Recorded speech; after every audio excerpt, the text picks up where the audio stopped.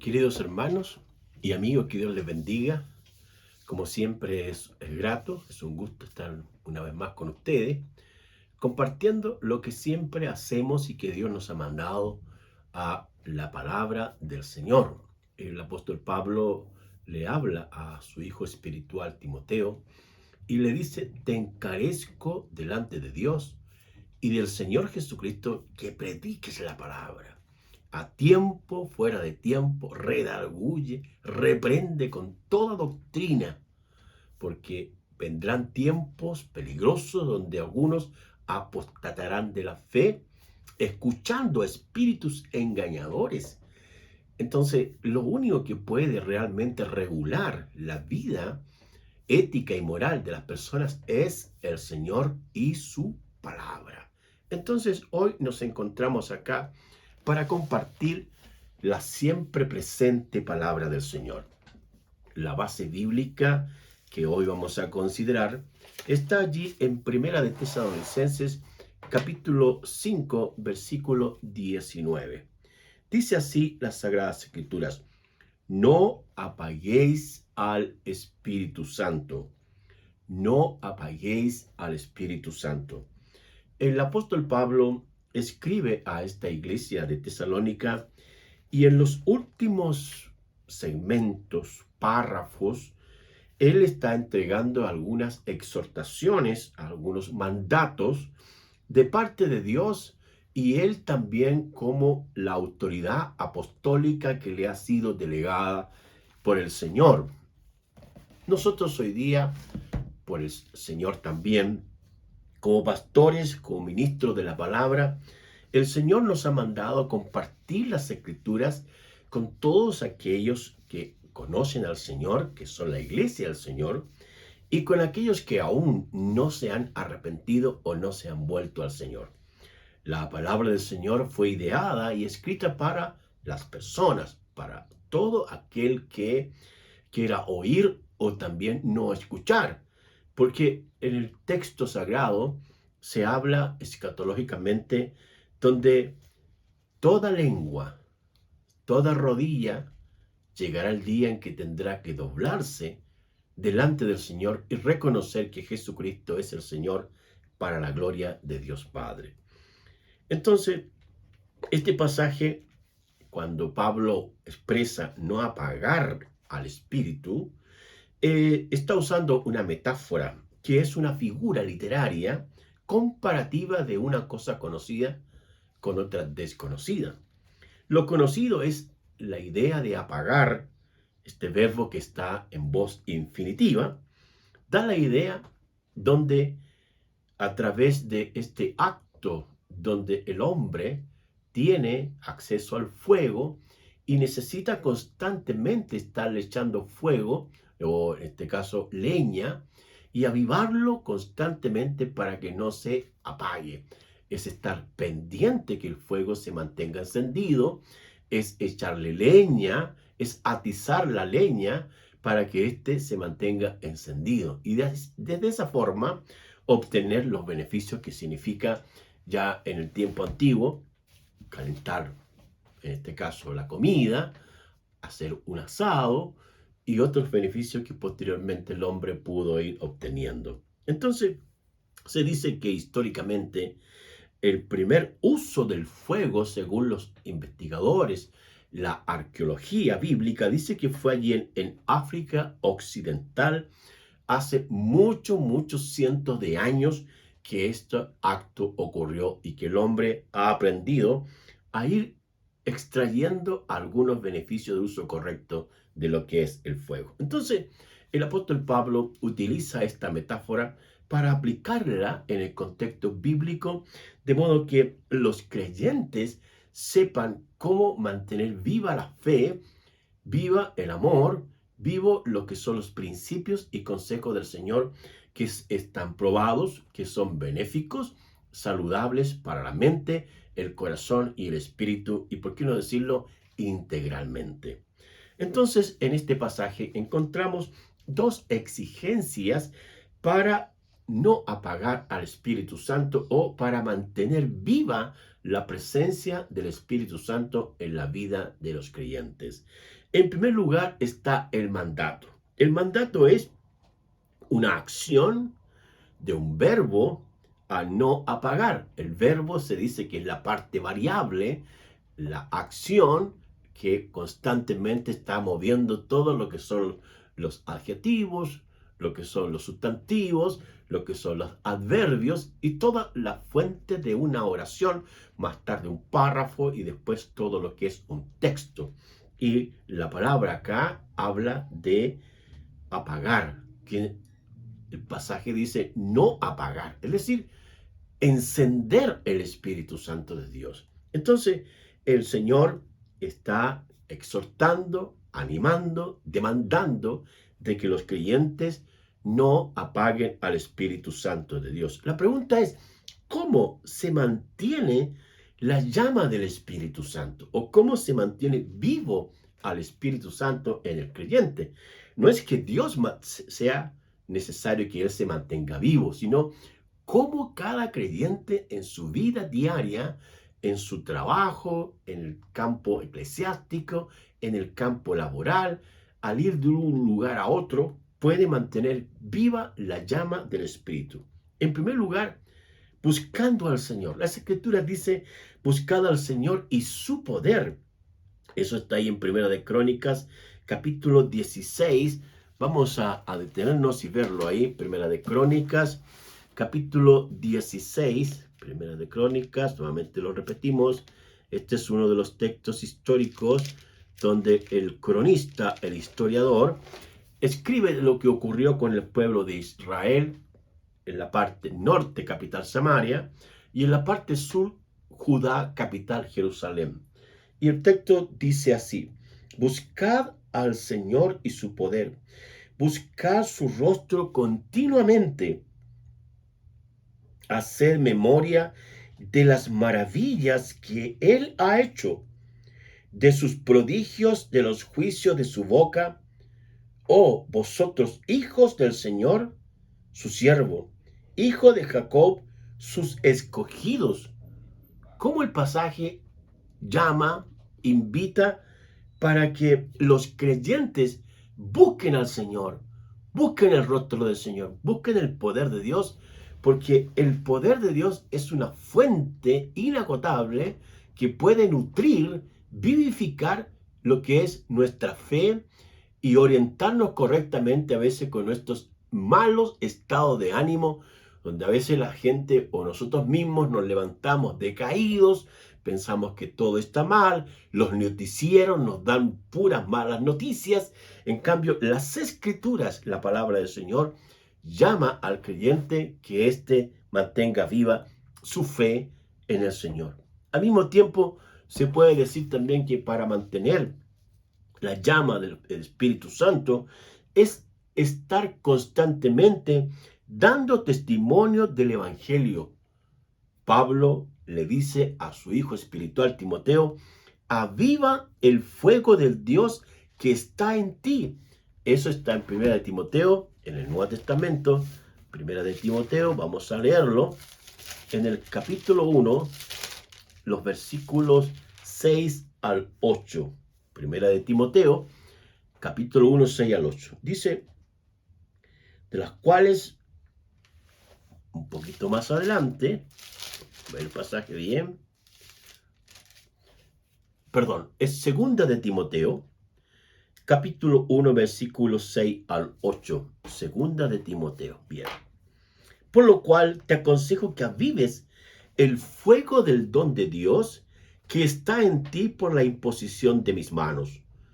Porque no nos ha dado Dios espíritu de cobardía, sino de poder, de amor y de dominio propio.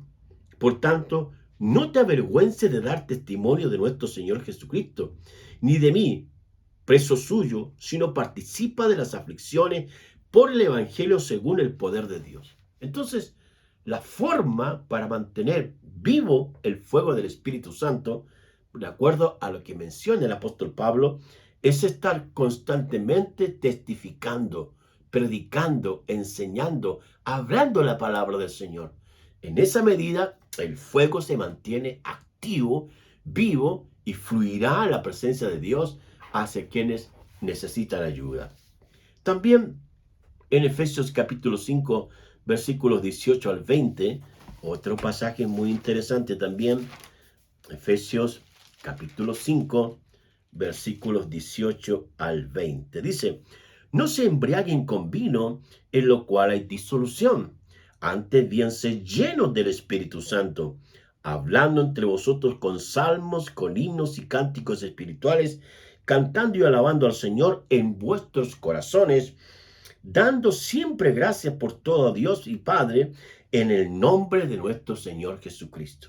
Entonces, la invitación, el mandato, la orden de parte del Señor es que cada creyente, cada hijo de Dios, cada discípulo tenga continuamente su llama encendida a través de testificar, a través de la lectura de la palabra, a través de la oración. Esa es la orden que el Señor nos entrega.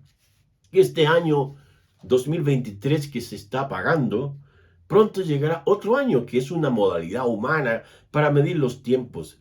Dios no está pensando en año en un sentido metafórico humano, sino que desea que cada creyente todo el tiempo, meses, días, años y toda su vida tenga un compromiso real con la evangelización, con la predicación, con la enseñanza, con la aplicación de sus verdades en su mente y en su corazón. En segundo lugar, la otra exigencia para no apagar al Espíritu Santo es la persona del Espíritu Santo. El Espíritu Santo en la Sagrada Escritura es revelado como Dios y lo vemos actuando en la creación del origen del universo. Ahí en Génesis capítulo 1, versículo 2 dice que el Espíritu de Dios se movía sobre la faz de las aguas. Es interesante notar cómo el Espíritu Santo de Dios, como Dios Todopoderoso, crea cosas nuevas, cosas hermosas y maravillosas. Y hay un pasaje que a mí me impresiona mucho que aparece en el Nuevo Testamento, donde dice el autor sagrado, dice, cosas que ojo no vio, ni oído yo son las que Dios ha preparado para los que le aman. Si usted ama a Dios, si usted ama realmente al Señor, Dios tiene cosas hermosas para el próximo año y para todos los años y la vida terrenal que usted esté pasando acá como peregrino. No olvidar que el Señor nos dice que Él tiene un lugar preparado para nosotros. Somos peregrinos aquí en esta tierra, pero al mismo tiempo tenemos que ser llenos del Espíritu Santo de Dios, estar cerca del Espíritu Santo de Dios, leer la palabra del Señor constantemente y testificar de Jesús, porque Jesucristo es la persona que vivió en el Espíritu, caminó en el Espíritu, fue lleno del Espíritu, testificó en el Espíritu y también fue resucitado de entre los muertos por el Espíritu de Dios. Otra expresión hermosa también lo encontramos ahí en Génesis 1:26, cuando Dios dice, hagamos al hombre a su imagen y a nuestra semejanza. Esto es muy interesante porque a veces hemos dicho que tenemos que tener la semejanza de Dios, la semejanza de Jesús, pero también tenemos que ver la semejanza del Espíritu Santo, porque Dios es uno, pero al mismo tiempo es trino, el Padre, Hijo y el Espíritu Santo, y los tres son uno. Esa unidad compuesta o esa unidad identificable pero indisoluble es lo que nosotros, el pueblo cristiano, llama la Santísima Trinidad. En este sentido, tenemos que reflejar la imagen también del Espíritu Santo de Dios, porque es Él el que está allí para guiarnos, para enseñarnos en todo momento. Y en Efesios 1:13, ¿cómo se recibe al Espíritu Santo? El apóstol Pablo, escribiéndole a la iglesia de los Efesios, lo hace con estas palabras. Dice, en Él también vosotros, habiendo oído la palabra de verdad, el evangelio de nuestra salvación, y habiendo creído en Él, fuisteis sellados con el Espíritu Santo de la promesa, que es las arras de nuestra herencia hasta la redención de la posesión adquirida para alabanza de su gloria. Recuerde el relato de Juan capítulo 4. Dos maestros se encuentran. Uno que es divino, que es el Señor Jesucristo, y otro que es terrenal, que es Nicodemo. Y Nicodemo, escuchando a Jesús y haciendo algunas preguntas, el Señor Jesús le dice muy claramente: tienes que nacer del agua y del Espíritu. Tienes que nacer de nuevo para ver y entrar en el reino de Dios. Todos los hombres terrenalmente, las mujeres terrenalmente, tenemos un nacimiento físico terrenal. Pero las escrituras nos hablan también de un nacimiento espiritual, celestial, divino. Y ese lo hace el Espíritu Santo de Dios. Cuando la persona escucha el Evangelio, cuando la persona recibe al Señor Jesucristo, pasa a ser sellado con el Espíritu Santo. Los sellos en la antigüedad eran la forma de identificar y autentificar que un elemento era propiedad del sello que había sido timbrado o puesto sobre ese elemento. Muchas veces los documentos eran sellados con el anillo del emperador. También los animales tenían sellos, los cuales pertenecían a otras personas. Pero aquí en este caso es el creyente, el discípulo, la persona, el pecador, aquel que se vuelve al Señor y reconoce a Jesucristo como su Señor y Salvador. El texto sagrado dice que pasa a ser sellado con el Espíritu Santo.